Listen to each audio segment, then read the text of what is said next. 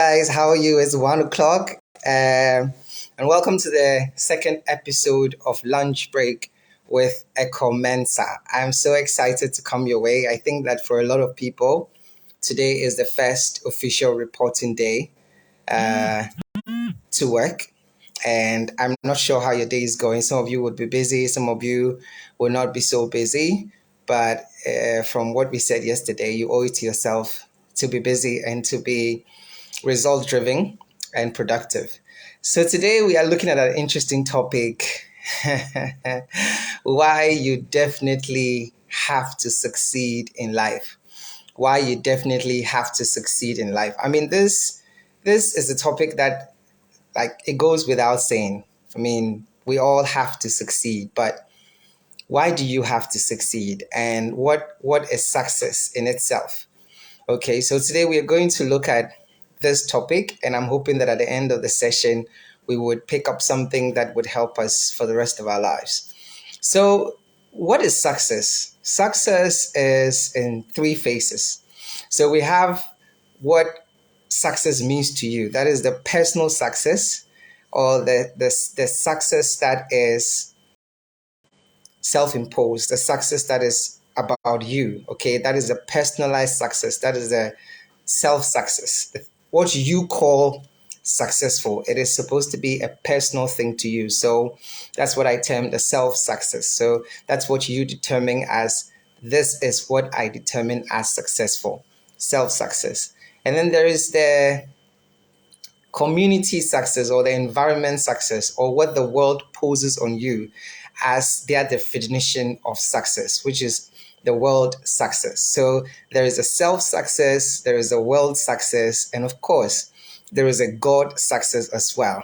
So for me, these are the three categories of areas that when we talk about being successful in life, I'm referring to. So the self success, which is your personalized definition of what success means to you. And then the second one is the world success. That is what the world perceives as a successful person. And then we have the God success, which is what God perceives as what success is.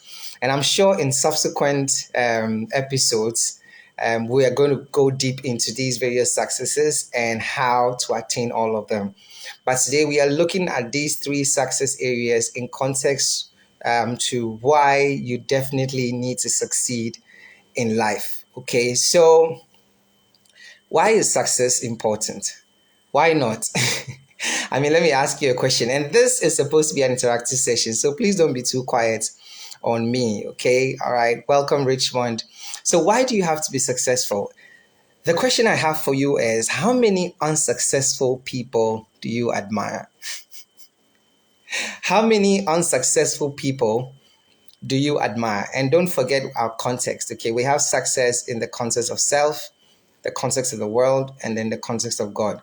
But when somebody looks at you and then they call you successful, they have their own definition, and that falls within the world's perception of what success is. So you don't have to bother yourself about it if somebody thinks you're not successful. That's not their problem. I mean, if you score 2 out of 3, you're good.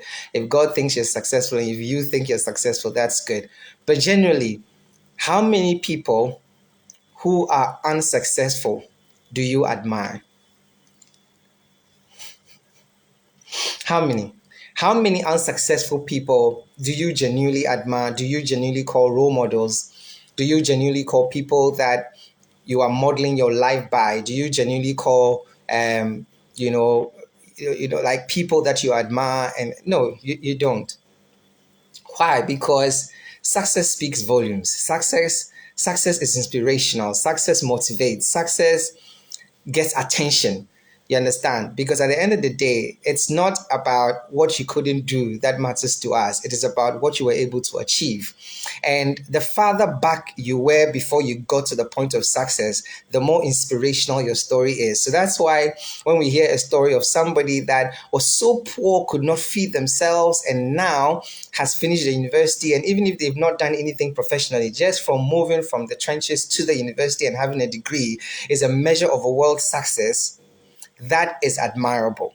So then people tend to start calling them role models, mentors, and all sorts of names. You know how we can just garnish people with so many names. But the truth about the matter is that, in fact, for those of you who are very passionate about impact, one of the things you need to focus on is ensuring that personally, when you score yourself, you can truly call yourself at a point in your life that you are successful. Because you see, your story would inspire more people than the good that you do or the philanthropic activities that you do. Your story would inspire a lot of people, would change a lot of people's lives more than the good that you want to do. Even if you don't lift a finger to help anybody, but as long as you are successful, people will be so inspired that they would start emulating the things that you did to get to where you are. And by doing that, they tend to be successful themselves as well. Bear this in mind, especially for those of you who are so committed to helping people every day, looking for donations, moving from one place to the other. There's nothing wrong with it. But at the end of the day, if you have to tell your story, what would it look like? Will it be a successful story? Would it be a story of survival? Would it be a story of failure? Because honestly, we tend to think too much about people when truly the inspiration that lasts is the demonstration of what we've been able to do with our lives. One day I'm going to talk about the pipeline of impact and why you need to build sustainability even with the things that you want to do to impact people's lives. We'll talk about that. But today is why you definitely have to succeed. Those of you who are in families where maybe part of you are successful, part of you are not successful, trust me, even how you feel when you get within that family circle is something that you cannot tolerate, you cannot endure. So then you come out always upset and angry because when you do the measure of success, you don't measure up. All right. So I'm not giving you any specific definition of success because it's in three main categories. What do you call successful? At what point can you say you are successful? You need to figure that out. Even if it takes you so long, if it takes you the entire year 2023 to be able to define what success means to you, do that and focus on attaining that every day of your life. What does success mean to you? That is predominantly what should occupy your mind all the time. It's not even about how much money you have, how many cars you have, how many houses you have. It's not about that. It's about what you say success is. Because that is the self success. Don't forget, it's in three categories: self, world, and then God. So when it comes to you, what do you determine as successful? Focus on that and make sure you're working towards attaining that without any distraction whatsoever. And when you've attained that, then you have to feel a sense of fulfillment because in the absence of fulfillment, you are not successful yet. That is the measure of success when it comes to self success. There should be an internal fulfillment that indeed you've given it your best. And this is how far you could have ever gotten.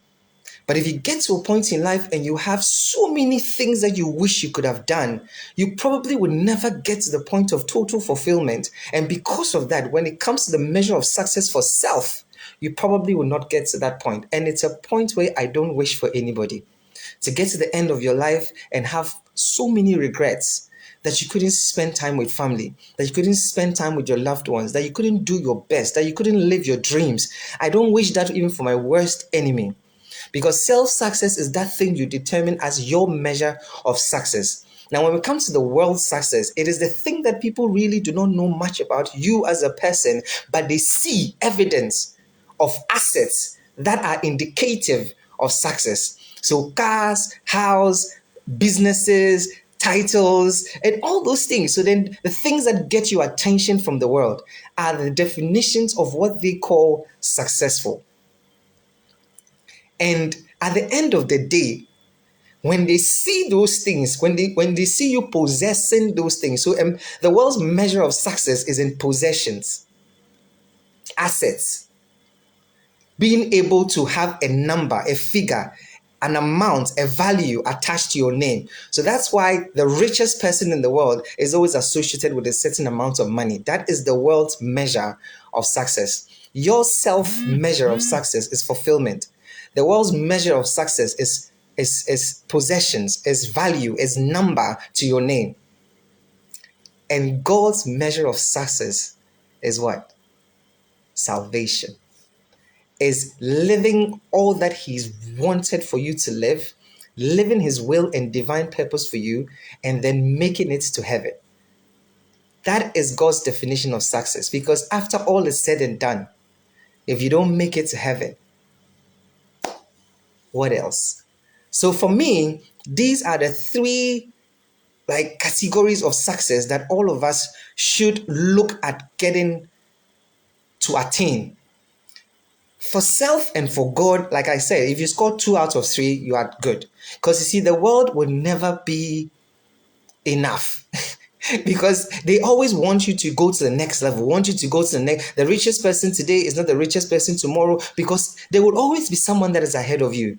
So if you determine your level of success with just the world's level of success, you will never be satisfied. And you're going to put yourself under perpetual pressure that would eventually end up even killing you. So when you now look at all these three categories of success and you've defined what success means to you, why do you have to definitely succeed? Because you see, success is at the heart of your legacy. Success is at the heart of your legacy. Success is a critical part of your impact. So the first one is success is at the heart of your legacy. The thing that you leave, you leave the world, you leave, how do I even put it? At the end of your life, at the end of your tenure, at the end of you occupying the position and whatever, what is the thing that you have left behind that others can also carry forward with? Legacy. Impact. How are you influencing people's lives? Because you see, success is the heart of impact. A lot of us admire a lot of people that are successful in our own definitions. And because of that, we accord them so much respect, so much attention, and we learn so much from them. And these are people that probably have never given you a dime. And they don't have to ever give you a dime. They've done their bit by being successful. So it's at the heart of your legacy, it's at the heart of your impact. Success is at the heart of your influence. Is at the heart of your influence. Success, legacy, success, impact, success, influence. When you open your mouth to speak, your level of success endorses you. You will have wisdom, but at the end of the day, when you can't demonstrate what you've done with the wisdom, that's why though Solomon asked for wisdom, God added everything else, because you can't be wise and broke. It's a mismatch. Then that means there's something wrong. Because if you are full of wisdom, if you're full of knowledge, if you're full of things that you want to bless people's lives with, and you can't demonstrate it in your own life, then there's something wrong somewhere. So the reason why you definitely have to be successful is that the heart of your legacy, your impact, your influence, your endorsement, it opens doors not just for you, but for everybody that carries any identity close to you or carries your name. Your children will live and benefit from your success. Your generation will live and benefit from your success. That name that gets associated with your name is what others would benefit from. So I want to keep my life within 10-15 minutes. So sometimes I go overboard. Forgive me. Listen, a lot of you, and I'm very passionate about this because I've spent over 15 to almost 20 years of my life pursuing what I believe is my calling, which is trying to help people, trying to impact people. But I got to a time in my life where a lot of the things I had done all came together and gave me some insights that I want the world to learn, that I want young people to learn, that I want everybody that ever hears the sound of my voice or read my articles or anything to learn that regardless of whatever you do in this world, if you cannot measure your success by your own definition, if you cannot find fulfillment in the things you do, if your life is not a reflection of what your impact could be or should be, that enough people get inspired and motivated by even just reading your biography. If you don't get to a point where God says, "Well done, O ye good and faithful servant," you've not succeeded yet. So for those of you listening to me, if you've never ever thought about this way, you need to now categorize your success into these three main areas. What does success mean to you? What does success mean to the world? And what does success mean to God? You see, you cannot leave what the world thinks success is behind. Because you see, at the end of the day, we live in this world. And it is in this world that we can impact. It is in this world that we can influence.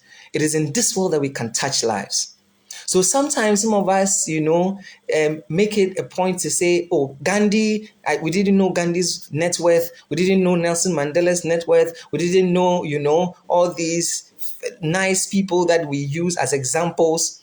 We didn't know their net worth and all those things. So their impact is good enough." Trust me, what they did, if you have to quantify it in a value, would be huge. So don't be deceived, because there's a definition that the world has for success that in the absence of that, you're not complete. Your impact is not complete. Trust me, you can decide to go live in some secluded area, in some village and all those things. But if whatever you're doing there does not impact anybody's life, you are not successful yet. So I think I'm putting out a lot of things that are just in my head, and I'm hoping that each and every one of you will pick something out of it. But I know that at the heart of most of the people I've met is doing good.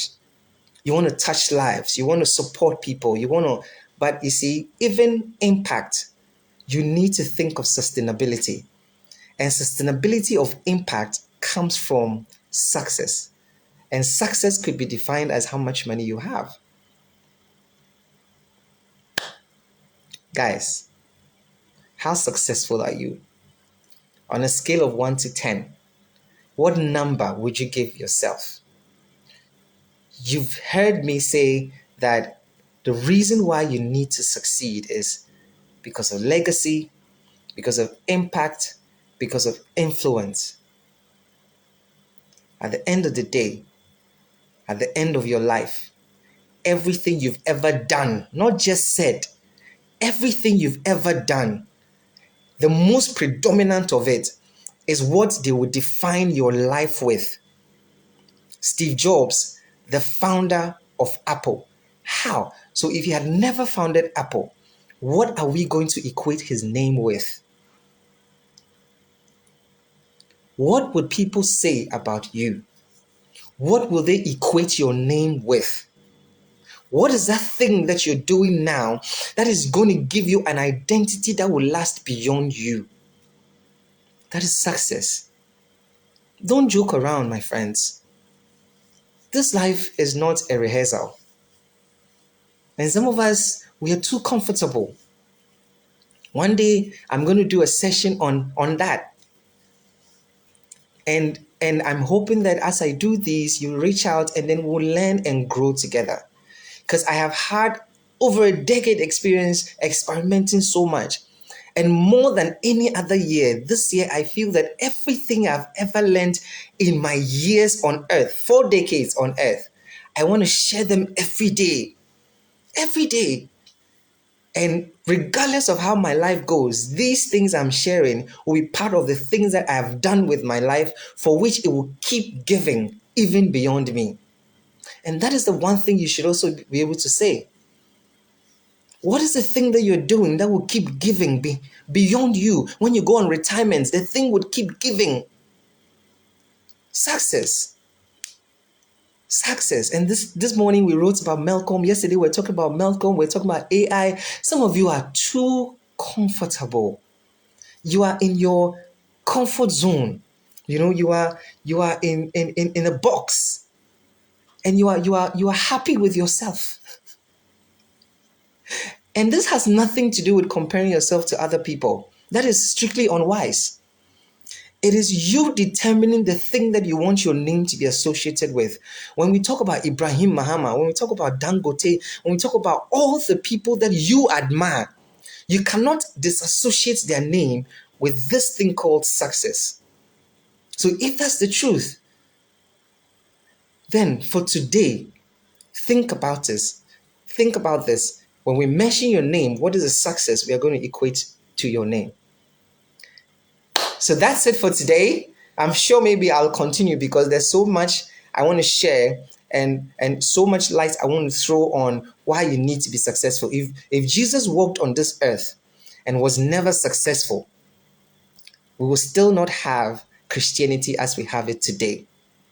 And Jesus had those three metrics: what self-success was for him, what world success was for him, and what God success was for him. And that's why, even though he knew why he was on earth, at the point of crucifixion, he knew that God needed it done.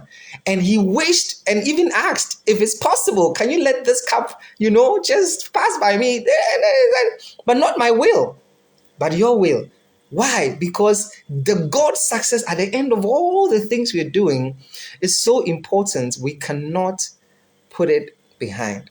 And you see, when you spend so much of your time pursuing the things that have already been freely given, you're not doing any good to yourself. And I'm not trying to attack anybody, but you see, everything you need for life and livelihood, for survival, for growth, for success has already been given. You don't even need to pray for it. And that's why when you open your mouth to pray, it's all about thanksgiving. Some of us, we have mastered the act of asking and crying and wailing and feeling a sense of lack and never having faith that to him that is able to do exceedingly abundantly, he's already given you everything you need. You only have to keep moving like the lepers, and he would magnify your steps. Because in the absence of success, his name is not even glorified.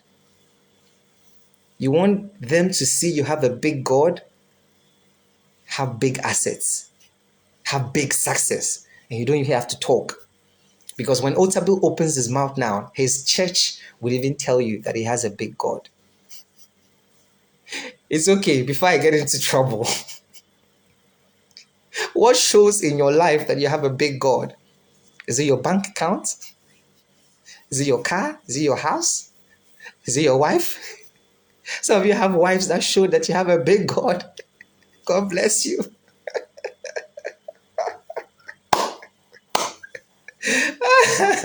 Okay. Thank you so much for joining. It's been a good episode. This is the second episode, and I'm happy that you guys joined. Well, I don't know. I hope, please, it's 1 o'clock every day. I'm committed to doing this. I'm hoping that it's going to touch somebody's life. So please do invite. You know the way you help all these prayer meetings. Please do the same for us as well. We're not praying, but I think that we're also preaching the gospel. All right, gospel is just good news, and I think that we also have something to share. So try and invite your friends, share it on your status and everything. It's 1 p.m. every day. Even if you've not seen a poster or know what we are talking about, come here and then let's discuss it, okay? Yeah, so Philip says, I love the question. What shows in your life that you have a big God? Yes. What? Every time you are going to church, every time you are talking, every time you are praying, what shows? What shows? Don't talk too much. Just give me the amounts in your bank account and I'll know you have a big God. Okay. All right, guys. Thank you so much. Thank you all of you who were able to join me today. Richmond, Philip, Josephine, Dominic, Kwame, Mary, Frank, all of you. Thank you so much for joining. I'll see you, God willing, 1 p.m. tomorrow. Bye-bye. And please comment in the send your comments in the chat box or in the comment box so that I can, because even after the live session, I come back and then respond. So if you have any questions, please ask me, because not just me, I know a lot of smart, wise people on my timeline that will come and answer your questions. So don't listen and go. It's not preaching. I'm not a pastor.